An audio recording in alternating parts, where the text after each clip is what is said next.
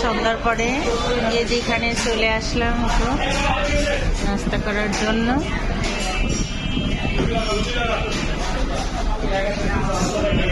অনেক সুন্দর এই রেস্টুরেন্টটাও। এখানে ওই প্রথম আমরা এসেছি, এখানে নাস্তা সন্ধ্যার নাস্তা এখানে খুবই পরিবেশ।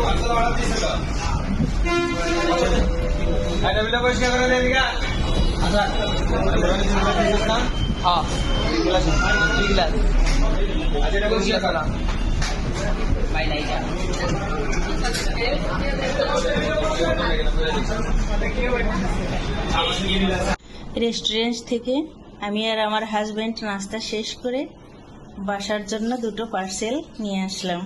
এখানে আছে চিকেন চাপ আর হচ্ছে নান রুটি।